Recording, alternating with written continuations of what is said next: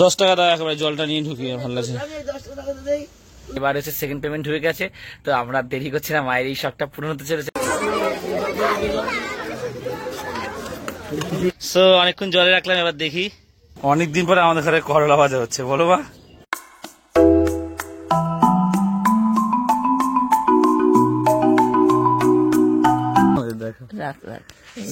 আজকের ভ্লগটা মা ক্যামেরা ধরে স্টার্ট করবে, মা ক্যামেরা শেখাচ্ছি এখন। এইভাবে ধরো, এই ধরেছো, এই স্ক্রিনের দিকে তাকাবে না, তাকাবে হচ্ছে এই ক্যামেরার দিকে। ক্যামেরার দিকে তাকাও।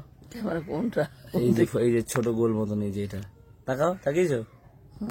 হ্যাঁ, বলো welcome guys. Welcome guys, welcome to দেবাড়ি। বলো এই গরমে সবার অবস্থা খারাপ, আর আমি জল খাই না, আমি জল খুব খাই। ঠিক আছে, আমি তো দেখাচ্ছি একটা জিনিস, দাঁড়া। এই বোতলটা কালকে আমি এনেছি, ঠিক আছে। আর এই বোতলটা আমরা এনেছিলাম পয়লা বৈশাখে খেতে গেছিলাম, ওখান থেকে নিয়েছি, কোল্ড ড্রিঙ্কস দিয়েছিল বলে, শুধুমাত্র মায়ের জন্য। মা 2 লিটার জল যাতে খায়, একটা দিন খাও না। আজকে আমি হিসাব করে এখন ভরবো। এই যে আমি মগে ভরে এনেছি, এটাতে 2 লিটার জল ধরে অলমোস্ট, এটা ভরে দেবো না। আজকে এই বোতলটা শুধু তুমি খাবে, একদম 2 লিটার, মনে থাকবে তো?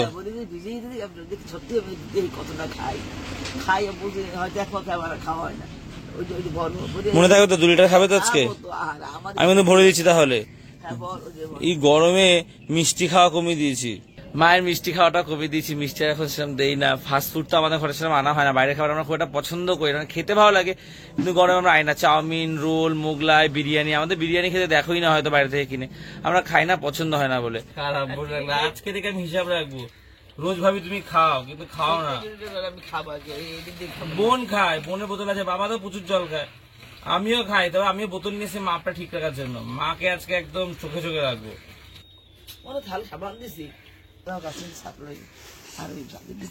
চাদর ধোবো, তুমি আগে বোতলটা ধরো। কাজ একেবারে মুখস্থ থাকে। 2টা এখন খাও, আগে কিছুটা। গ্লাস দেবো, এই মগটায় করে মাকে জল দিই, এই মগটায় করে খাও।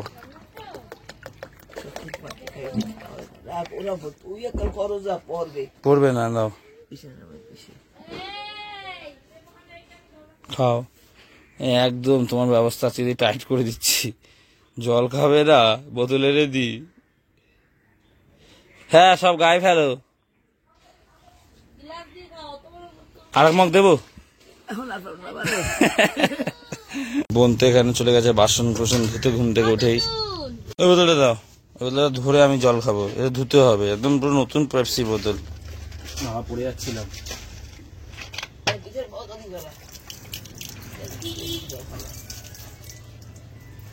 পেপসি গন্ধ থাকবে, হালকা একটু ইয়ে দিয়ে করতে হবে।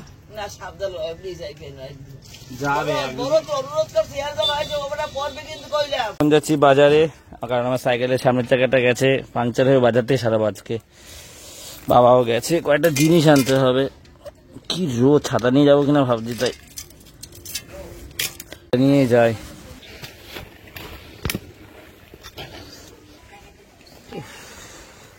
সাইকেলটা বারবার শুধু লিক হয়ে যাচ্ছে, কেন বুঝতে পারছি। এমনি 3বার লিক হয়ে গেল সামনের চাকাটা। হনুমানজি, আজকে ভোগ বিতরণ হয়েছে বাবার এখানটায়। 10 টাকা রাখে, 10 দাও তো। তো এই 3টে জিনিস নেওয়া ছিল, অ্যাসিড, সার্ফ আর এই ব্রাশটা নেওয়া ছিল জামা কাপড় ঘষার। চলো এবার সাইকেলটা দিয়ে বাড়ি যাবো। এই সাইকেল দিয়ে দিচ্ছি, এবার বাড়ি যাই। চলো।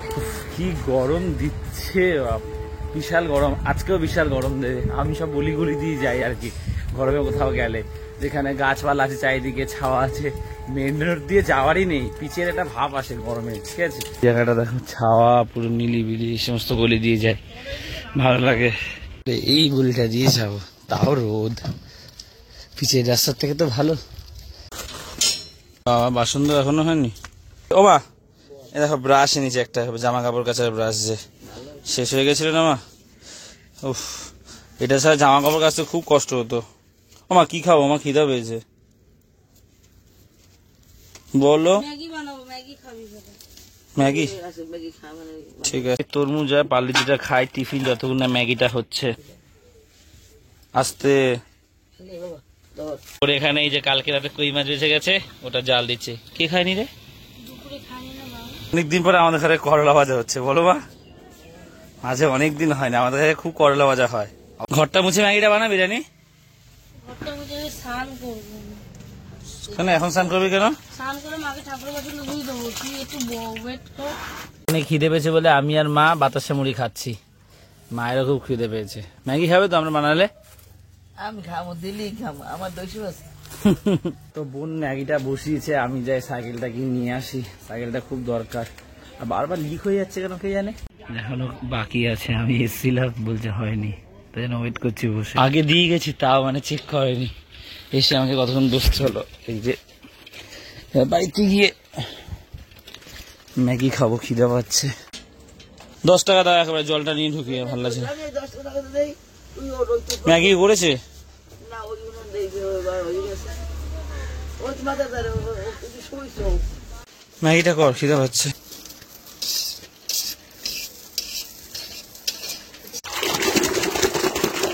ম্যাগি হয়ে গেছে, এবার ম্যাগিটা খাই, তারপরে কাজতে যাব।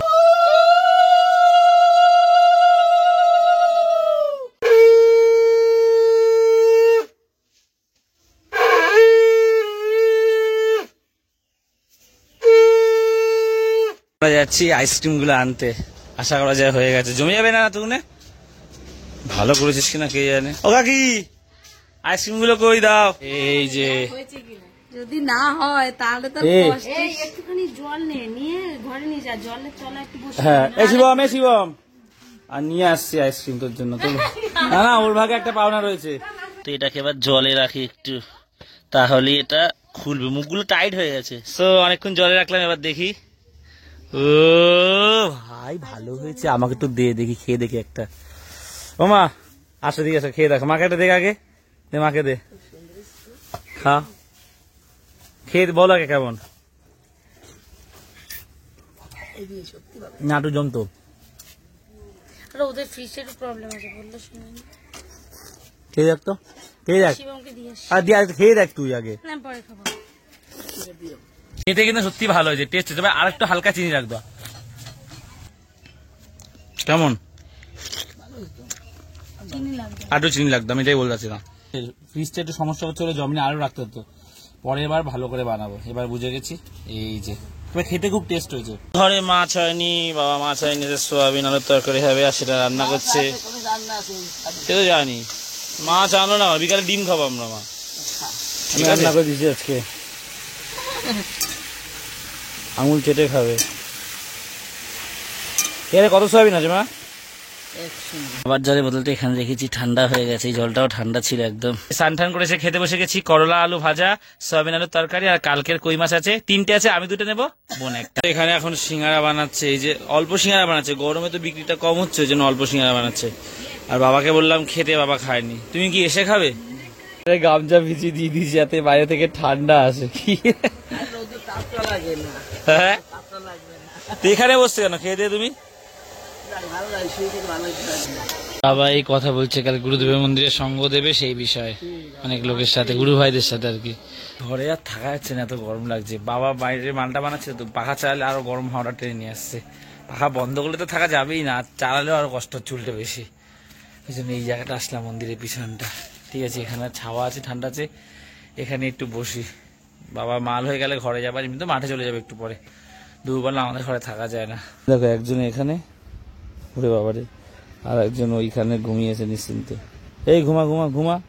এই জাস্ট মাঠ থেকে খেলে আসলাম, আর অবস্থাটা দেখো। মাঠে তো বালি, তো স্নান করতেই হবে। আর স্নান করে যাবো হচ্ছে গিয়ে হনুমানজির ওখানে, আজকে ভোগ বিতরণ রয়েছে, প্রসাদ আনতে যাবো।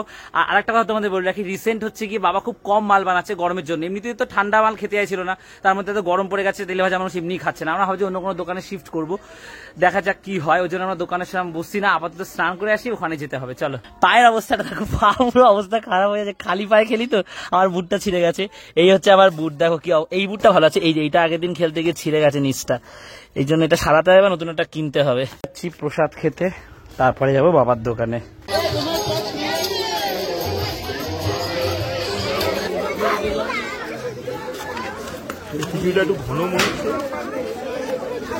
অনেকক্ষণ লাইন দাবার পেয়েছি, তাও এই আলুটা বেচছি, এই নিচে আলু দেয়নি। আর এটা মায়ের জন্য, নিচের বোনের জন্য। মা দেখ, টিভি চালিয়ে ঘুমিয়ে পড়েছে। মা চলে এসছে, গেছিল একটু বাবার দোকানে দরকার ছিল।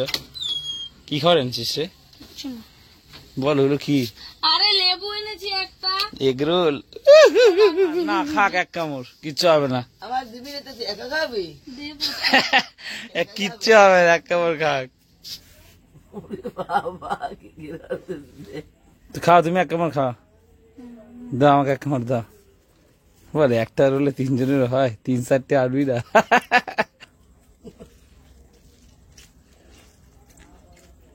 এই দোকানে এগ রোলটাতে তো আলু দেয়, এগ রোলের আলু না দিলে ভালো লাগে না বল।